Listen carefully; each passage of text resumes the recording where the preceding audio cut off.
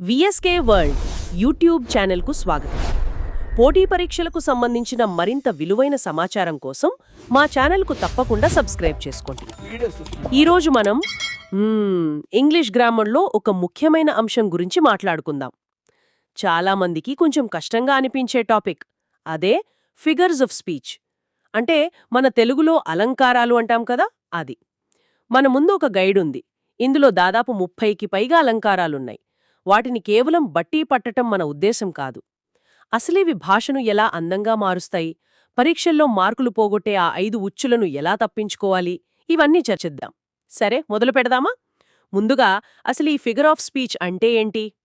ఆ చాలా మంచి ప్రశ్నతో మొదలుపెట్టారు. సింపుల్గా చెప్పాలంటే, మనం రోజూ మాట్లాడే మాటలుంటాయి కదా, ఆ సాధారణ మాటలకు ఒక ప్రత్యేకమైన అందాన్ని, ఇంకాస్త బలాన్ని, పదునును జోడించే పద్ధతే ఫిగర్ ఆఫ్ స్పీచ్. అంటే విషయాన్ని సూటిగా చెప్పడమే కాదు, వినేవాళ్ల మనస్సులో ఒక చిత్రం గీసినట్టు చెప్పడమన్నమాట. అర్థమైంది. అంటే మన మాటలకు ఒక ఎమోషనల్ పవర్ ఇవ్వడానికి వాడతాం. సరే, మన గైడ్ ప్రకారం మొదటగా పోలికలతో మొదలయ్యే అలంకారాలను చూద్దాం. ఇందులో మొదటిది సిమిలి. అవును, సిమిలి. తెలుగులో ఉపమాలంకారము అంటాం. ఇది చాలా సూటిగా ఉండే పోలిక. లైక్ లేదా యాజ్ అనే పదాలను ఉపయోగించి సంబంధం లేని రెండు వేరువేరు వస్తువులను పోలుస్తాం. ఓకే, లైక్ లేదా యాజ్ అనేవి క్లూజ్ అన్నమాట.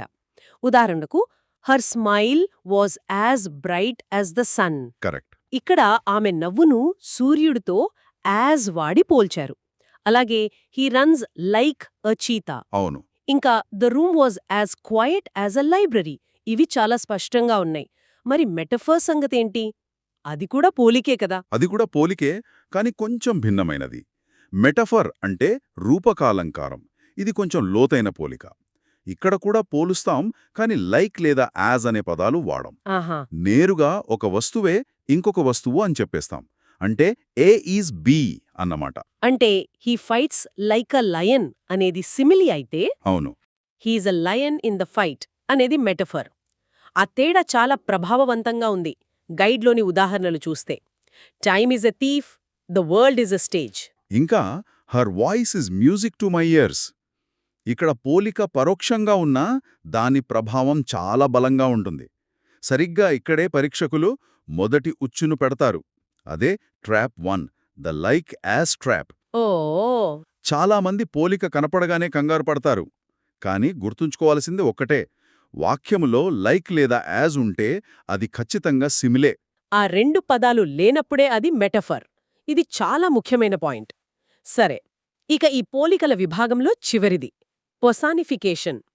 పేరులోనే ఉంది పర్సన్ అని. అవును, పర్సానిఫికేషన్ అంటే మానవీకరణ. ప్రాణం లేని వస్తువులకు, ఆలోచనలకు మానవ లక్షణాలను ఆపాదించడము. అంటే మనుషులు చేసే పనులను వాటికి అంటగట్టడమన్నమాట. ఉదాహరణకు, the wind whispered throw the trees. గాలికి గుసగుసలాడటం తెలియదు కదా. తెలియదు, అది మనుషులు చేసే పని. అలాగే, the alarm clock screamed at మీ, లేదా the flowers danced in the breeze. ప్రాణం లేని వాటికి ప్రాణం పోసి మాట్లాడుతున్నట్టుంది. కరెక్ట్. ఇది కథల్లో, కవిత్వంలో ఎక్కువగా కనిపిస్తోంది. ఓకే, మనం పోలికల గురించి చూశాము. ఇప్పుడు శబ్దానికి సంబంధించిన అలంకారాలను చూద్దామా? అదే మన తర్వాతి విభాగం, sound effects and word play. తప్పకుండా. ఇందులో మొదటిది ఎలిట్రేషన్. మన తెలుగులో వృచ్ఛానుప్రాస అలంకారం లాంటిది. ఒక వాక్యంలో పదాల మొదట్లో ఒకే హల్లు శబ్దం, అంటే కాన్సొనెంట్ సౌండ్ మళ్లీ మళ్లీ రావడం. ఇది చిన్నప్పుడు ఆడుకునే టంగ్ ట్విస్టర్స్ లాగా ఉంది. She sells by the seashore. ఇక్కడ ఎస్ శబ్దం రిపీట్ అవుతోంది. అవును. అలాగే big black bears boldly balanced లో బీ సౌండ్. వినడానికి భలే ఉంది. అవును, ఇక్కడే మన రెండవ ఉచ్చు కూడా ఉంది. అదే ట్రాప్ 2, ద సౌండ్ ట్రాప్. ఏంటది? అలిట్రేషన్ అంటే కేవలం హల్లుల, కాన్సొనెంట్ శబ్దాల పునరావృతం మాత్రమే. అచ్చుల, వౌల్స్ శబ్దాల పునరావృతం కాదు. శబ్దం వచ్చినా అది అచ్చు కాబట్టి అలిట్రేషన్ కాదంటారా? కాదు. కాని బాల్, బ్యాట్లో బి హల్లు కాబట్టి అది ఎలిట్రేషన్ అవుతుంది. ఈ చిన్న తేడాను గమనించాలి. ఓకే, కేవలం కాన్సనెంట్ సౌండ్స్. అర్థమైంది. ఇక తర్వాతది ఓనమటుపియా. ఈ పదం పలకడానికే కష్టంగా ఉంది. పదం కష్టంగా ఉన్నా కాన్సెప్ట్ చాలా సులభం. ఓనోమెటోపియా అంటే ధ్వని అనుకరణ. అంటే మనం వినే సహజమైన శబ్దాలను అనుకరించే పదాలను వాడటం అన్నమాట. ఉదాహరణకు the bees buzzed around the flowers. Buzz అనగానే తేనెటీగల శబ్దం గుర్తొస్తుంది. సరిగ్గా అదే. అలాగే the bacon sizzled in the pan లో సిజిల్, ద స్నేక్ హిస్డ్ మెనసింగ్లీ లో హిస్. ఆ సౌండ్స్ మనకు వినిపిస్తున్నట్టే ఉంటాయి. కరెక్ట్. ఇప్పుడు కొంచెం కన్ఫ్యూజ్ చేసే అంశానికొద్దాం. మన గైడ్లో తర్వాతిది ఆసనెన్స్ అంటే స్వర సామ్యం. నిజానికి ఆసనెన్స్ అంటే వాక్యంలో అచ్చుల శబ్దాలు అంటే వావల్ సౌండ్స్ పునరావృతమవడం ఆసోనన్స్. ఇక్కడ హల్లులు కాదు, వాక్యంలో అచ్చు శబ్దాలు అంటే వావల్ సౌండ్స్ పునరావృతమవుతాయి. ఇది కొంచెం సూక్ష్మంగా ఉంటుంది. ఓకే, ఎలా? ఉదాహరణకు go slow over the road. ఇందులో ఓ శబ్దం బలంగా వినిపిస్తుంది. హౌ నౌ బ్రౌన్ కౌ లో ఔ శబ్దం. The light of the fire is a sight లో ఐ శబ్దం. ఇది వాక్యానికి ఒక అంతర్గత లయను ఇస్తోంది. చాలా బావుంది. అవును, అవి పన్ అంటే శ్లేషాలంకారం. ఓ అలాగా.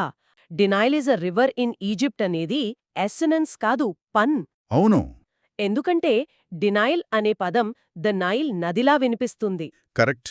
అది పదాలతో ఆడుకోవడం.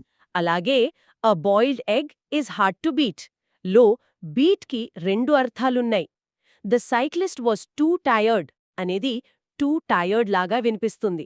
ఇది పన్ అన్నమాట. ఖచ్చితంగా. ఈ తేడాను గుర్తించడం చాలా ముఖ్యం. ఎసోనెన్స్ అంటే వావల్ సౌండ్ రెపిటేషన్, పన్ అంటే ప్లే ఆన్ వర్డ్స్. అర్థమైంది. సరే, ఇప్పుడు శబ్దాల నుండి భావాల తీవ్రత వైపు వెళ్దాం. హెచ్చుతగ్గుల విభాగంలోకి. ఇందులో మొదటిది హైపోబాలి.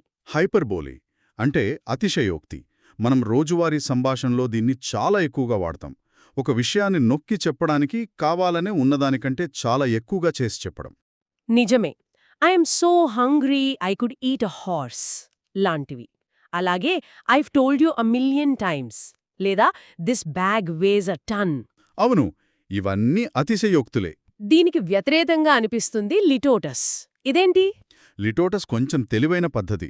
ఒక పాజిటివ్ విషయాన్ని 2 నెగటివ్ పదాలను వాడి చెప్పడం. ఉదాహరణకు హీ ఈజ్ నో ఫూల్ అంటే అతను మూర్ఖుడు కాదు, అంటే అతను చాలా తెలివైనవాడు అని అర్థం. సరిగ్గా చెప్పారు.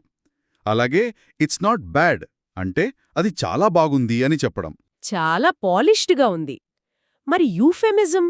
యూఫెమిజం అంటే మృదువోక్తి. కఠినమైన, బాధపెట్టే విషయాలను మర్యాదగా, సున్నితంగా చెప్పడం. అంటే హీ డైడ్ అనడానికి బదులుగా హీ పాస్డ్ అవే అనడం లాంటిదా? అవును. లేదా షీఈజ్ అన్ఎంప్లాయిడ్ అనకుండా షీఈజ్ బిట్వీన్ జాబ్స్ అనడం. అర్థమైంది. సరే, ఇప్పటివరకు పోలికలు, శబ్దాలు, హెచ్చుతగ్గులు చూశాం. ఇప్పుడు వైరుధ్యాలతో ఆడుకునే అలంకారాలను చూద్దాం. ఇది చాలా ఆసక్తికరంగా ఉంటుంది. మొదటిది ఆక్సిమరాన్. ఆక్సిమోరాన్ అంటే విరోధాభాస. ఇది చాలా శక్తివంతమైన టెక్నిక్. 2 పరస్పర విరుద్ధమైన అర్థాలున్న పదాలను పక్కపక్కనే ఉంచి ఒక కొత్త భావాన్ని సృష్టించడం. ఉదాహరణకు డెఫనింగ్ సైలెన్స్. నిశ్శబ్దం చెవులు బద్దలయ్యేలా ఎలా ఉంటుంది? భలే ఉంది. నిశ్శబ్దం ఎంత తీవ్రంగా ఉందో ఆ 2 పదాలు చెబుతున్నాయి. అలాగే ఓపెన్ సీక్రెట్. రహస్యం అందరికీ తెలిస్తే అదెలా రహస్యమవుతుంది? ఇంకా సీరియస్లీ ఫన్నీ. దీనికి కొంచెం పెద్ద వెర్షనే పారాడాక్స్. ఇది కూడా విరోధాభాసే, కానీ ఇది 2 పదాల స్థాయిలో కాదు, ఒక పూర్తి వాక్యం స్థాయిలో ఉంటుంది. అంటే పైకి చూస్తే అసంబద్ధంగా అనిపించినా లోపల ఒక నిజం ఉంటుందన్నమాట. అవును. లెస్ ఇస్ మోర్ లాంటిదా? తక్కువుంటే ఎక్కువ ఎలా అవుతుంది? కానీ మినిమలిస్ట్ డిజైన్లో తక్కువ వస్తువులు ఎక్కువ అందాన్నిస్తాయి. ఇది వినేవాళ్లను ఆలోచింపజేస్తుంది. అలాగే I can resist everything except temptation లేదా war is good, slavery is freedom వంటివి. సరిగ్గా చెప్పారు. ఇక్కడే మన 5వ ఉచ్చు ఉంది. Trap 5, the logic trap. Oxymoron versus paradox. అవును, 2 వైరుధ్యాలే. తేడా స్కేల్లో ఉంది. 2 విరుద్ధ పదాలు పక్కపక్కనే ఉంటే అది ఆక్సిమోరాన్. ఓపెన్ సీక్రెట్ లాగా. ఒక పూర్తి వాక్యం విరుద్ధంగా ఉంటే అది పారాడాక్స్. లెస్ ఇస్ మోర్ లాగా. ఓకే, పదాలా వాక్యమా అనేదే తేడా. ఇక ఈ విభాగంలో మూడవది యాంటీథెసిస్. యాంటీథిసిస్ అంటే దృష్టాంత అలంకారం. ఇందులో రెండు వ్యతిరేక భావాలను ఒకే రకమైన గ్రామర్ నిర్మాణంలో పెట్టి వాటిని బ్యాలెన్స్ చేస్తూ చెబుతారు. ఉదాహరణకు speech is silver but silence is golden. మాట మౌనం అనే వ్యతిరేక భావాలను ఒకే నిర్మాణంలో పోల్చారు. అవును. అలాగే man proposes but God disposes మరియు it was the best of times, it was the worst of times. ఈ నిర్మాణం వల్ల ఆ వాక్యాలు మనసులో బలంగా నాటుకుపోతాయి. వైరుధ్యాల నుండి ఇప్పుడు పునరావృతం అంటే రెపిటేషన్ వైపు వద్దాం. వ్యూహాత్మకంగా వాడితే పునరావృతం చాలా శక్తివంతమైనది. అందులో మొదటిది అనాఫోరా అంటే వాక్యాల ప్రారంభంలో ఒకే పదం మళ్లీ మళ్లీ రావడం. మార్టిన్ లూథర్ కింగ్ ప్రసంగంలోని ఐ హ్యావ్ ఎ డ్రీమ్ వాక్యం గుర్తొస్తోంది. అది అనాఫోరాకి అద్భుతమైన ఉదాహరణ. ఖచ్చితంగా. అలాగే be bold, be brief, be gone. ఇక్కడ బీ అనే పదం రిపీట్ అయింది. దానికి పూర్తిగా వ్యతిరేకమైనది ఎపిఫోరా లేదా ఎపిస్ట్రోఫీ అంటారు. ఓ, అంటే ఇక్కడ పునరావృతం వాక్యాల చివర్లో జరుగుతుందా? అవును, సరిగ్గా అదే. ఉదాహరణకు see no evil, hear no evil, speak no evil. ఇక్కడ ఈవిల్ అనే పదం చివర్లో రిపీట్ అయింది. అలాగే she bought a car, she needed a car. Correct. ఇక్కడే మన మూడో ఉచ్చు ఉంది, trap 3, the position trap. Anaphora, epiphora రెండూ పునరావృతమే. ఎలా గుర్తుపెట్టుకోవాలి? సింపుల్. పునరావృతం వాక్యం మొదట్లో అంటే స్టార్ట్లో ఉంటే అది అనాఫోరా, చివర్లో ఎండ్లో ఉంటే అది ఎపిఫోరా. స్టార్ట్ అయితే అనాఫోరా, ఎండ్ అయితే ఎపిఫోరా. సరే, మరి ప్లియోనాజం అంటే ఏమిటి? అది కూడా పునరుక్తే, కానీ ఇది అనవసరమైన పునరుక్తి. రిడెండెన్సీ అంటాం గదా, అలా. కి దాదాపు ఒకే అర్థం. మరి రెపిటిషన్ అంటే? ఇది ప్లియోనాజంలా కాకుండా ఒక పదాన్ని ప్రభావం కోసం ఉద్దేశపూర్వకంగా పదే పదే వాడటం. 2 and 2 మేక్ 4 లేదా no stir in the air, no stir in the sea వంటివి. అర్థమైంది. పునరావృత్తంలో కూడా చాలా రకాలున్నాయి. ఇప్పుడు ప్రత్యామ్నాయం అంటే సబ్స్టిట్యూషన్ అండ్ అసోసియేషన్ అనే విభాగానికి వద్దాం. ఇవి కొంచెం కష్టంగా అనిపిస్తాయి. అవును, ఇవి కొంచెం సూక్ష్మమైనవి. మొదటిది సినెక్డోక్ అంటే ఏకదేశీ అలంకారం. ఒక వస్తువు యొక్క భాగాన్ని చెప్పి మొత్తం వస్తువును సూచించటం, లేదా మొత్తాన్ని చెప్పి భాగాన్ని సూచించటం. ఒక్క నిమిషం. అంటే ఆల్ హ్యాండ్స్ ఆన్ డెక్ లాగానా? ఇక్కడ హ్యాండ్స్ అంటే నావికులు అని. అవును, హ్యాండ్స్ భాగం అనేది నావికులను మొత్తం సూచిస్తుంది. అలాగే చెక్అవుట్ మై న్యూ వీల్స్ లో వీల్స్ అంటే కార్. ఇంకా ద క్రౌన్ విల్ డిసైడ్ లో క్రౌన్ అంటే రాజు అని. దానికి చాలా దగ్గరగా ఉండేదే మెటానమీ అంటే లక్షణాలంకారం. ఇక్కడ ఒక వస్తువు పేరుకు బదులుగా దానికి చాలా దగ్గర సంబంధం ఉన్న మరొక పేరును వాడతాం. ఒక్క నిమిషం. సినెక్డాచీ, మెటానమీ రెండూ దాదాపు ఒకేలా ఉన్నాయి. ద క్రౌన్ రాజును సూచించడం, ద వైట్ హౌస్ ప్రెసిడెంట్ను సూచించడం. తేడా ఏంటి? మంచి ప్రశ్న అడిగారు. తేడా చాలా చిన్నది. కిరీటం క్రౌన్ అనేది రాజు తలలో ఒక భాగం లాంటిది, ఆయన వేషధారంలో భాగం, కాబట్టి ఇది సినెక్డాచ్. ఓకే. కానీ వైట్ హౌస్ అనేది ప్రెసిడెంట్లో భాగం కాదు, ఆయన పనిచేసే ప్రదేశం, అంటే దగ్గర సంబంధం ఉన్న వస్తువు, కాబట్టి ఇది మెటానమీ. ఆహా, ఇప్పుడు స్పష్టంగా అర్థమైంది. భాగమైతే సినెక్డాచీ, సంబంధముంటే మెటానమీ. ఇక ఈ విభాగంలో చివరిది అల్యూజన్. అల్యూజన్ అంటే పరోక్ష ప్రస్తావన. అందరికీ తెలిసిన చారిత్రక, సాహిత్య లేదా పురాణాల్లోని వ్యక్తులను, సంఘటనలను పరోక్షంగా ప్రస్తావించడం. ఉదాహరణకు he is a real Romeo with the ladies. అంటే రోమియో కథ మనకు తెలియాలి. అవును. This place is like the garden of Eden లేదా he has the Midas touch అనాలన్నా ఆ కథలు తెలిసి ఉండాలి. సరే, ఇప్పుడు వాక్య నిర్మాణంతో చేసే గారడి అంటే స్ట్రక్చరల్ ఫిగర్స్ గురించి చూద్దాం. ఇందులో మొదటిది హైపర్ బ్యాటన్. ఈ పేరు వింటే నాకు హైపర్బోలిక్ గుర్తొస్తోంది. అవును, ఇక్కడే మన నాలుగో ఉచ్చుంది, trap 4, the name trap. Hyperbole, hyperbaton పేర్లు ఒకేలా వినిపించి కన్ఫ్యూజ్ చేస్తాయి. ఎలా గుర్తుంచుకోవాలి? హైపర్బోలేలో బోలే అంటే స్పీకింగ్ బిగ్, అతిశయోక్తి. హైపర్ బ్యాటాన్లో బ్యాట్ అంటే యాక్రోబాట్ లాగా పదాల క్రమాన్ని తలకిందులుగా మార్చడం అని గుర్తుంచుకోండి. ఆహా, భలే చెప్పారు. అంటే పదాల ఆర్డర్ మార్చడం. దిస్ ఐ మస్ట్ సీ అని. అలాగే sweet is the night air. అవును. తర్వాతది కియాస్మస్. ఇది ఇంకా ఆసక్తికరమైన నిర్మాణం. మొదటి వాక్యంలోని గ్రామర్ నిర్మాణాన్ని ఏ బి, రెండో వాక్యంలో తారుమారు చేయడం బి ఏ. ఉదాహరణ చూస్తే never let a fool kiss you or a kiss fool you.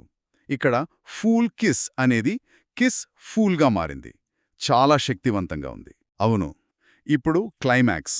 సారాలంకారము విషయాలను వాటి ప్రాముఖ్యత ప్రకారం ఆరోహణ క్రమంలో, అంటే చిన్న స్థాయి నుండి పెద్ద స్థాయికి పెంచుతూ చెప్పడం. జూలియస్ సీజర్ చెప్పినట్టుగా I came, I saw, I conquered. రావడం, చూడటం, జయించడం అనే క్రమంలో తీవ్రత పెరుగుతోంది. కరెక్ట్. దానికి పూర్తిగా వ్యతిరేకమైనది యాంటీ క్లైమాక్స్. గొప్ప విషయాల నుండి ఒక్కసారిగా అల్పమైన విషయానికి పడిపోవడం. ఇది హాస్యం కోసం వాడతారనుకుంటా. అవును, సాధారణంగా అదే ఉద్దేశ్యం. ఉదాహరణకు, he lost his family, his car and his cell phone. కుటుంబం, కారు, తర్వాత సెల్ ఫోన్ అనగానే విషయం తేలిపోయింది. అవును. The soldier fights for glory and shilling a day కూడా అలాంటిదే. ఇప్పుడు మనం చివరి దశకు వచ్చాం. అడ్రెస్, ఒమిషన్, కనెక్షన్ అనే విభాగం. మొదటిది అపోస్ట్రోఫీ. అపాస్ట్రఫీ అంటే సంబోధన. అక్కడ లేని వ్యక్తిని, చనిపోయిన వారిని లేదా ప్రాణం లేని వస్తువును సంబోధిస్తూ మాట్లాడటం.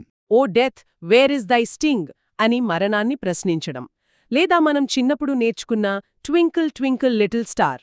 అది కూడా ఇదే. తర్వాతది ఎలిప్సిస్ అంటే లోపము. వాక్యంలో కొన్ని పదాలను వదిలేసినా అర్థం స్పష్టంగానే ఉంటుంది. షీ ఆర్డర్డ్ 2 కేక్స్, హీ 1 లాగా. ఇక్కడ హీ ఆర్డర్డ్ 1 అని పూర్తిగా చెప్పాల్సిన అవసరం లేదు. కరెక్ట్. ఇక ఈ విభాగంలో చివరిది జుగ్మా. ఇది కొంచెం ట్రిక్కీ. అవును, ఇది కొంచెం కష్టంగా ఉంది. ఒక ఉదాహరణతో వివరిస్తారా? తప్పకుండా. She broke his car and his heart. ఇక్కడ బ్రోక్ అనే క్రియ కారుకు భౌతికంగా, హృదయానికి భావోద్వేగపరంగా వర్తిస్తుంది. ఓ, ఒకే పదం 2 పనులు చేస్తోంది. He lost his coat and his temper కూడా. అద్భుతం. అవును. ఇక మనం చివరి విభాగం, సాహిత్య అలంకారాలు. ఇందులో మొదటిది ఎపిగ్రామ్. అంటే ఒక సంక్షిప్తమైన చమత్కారమైన సూక్తి.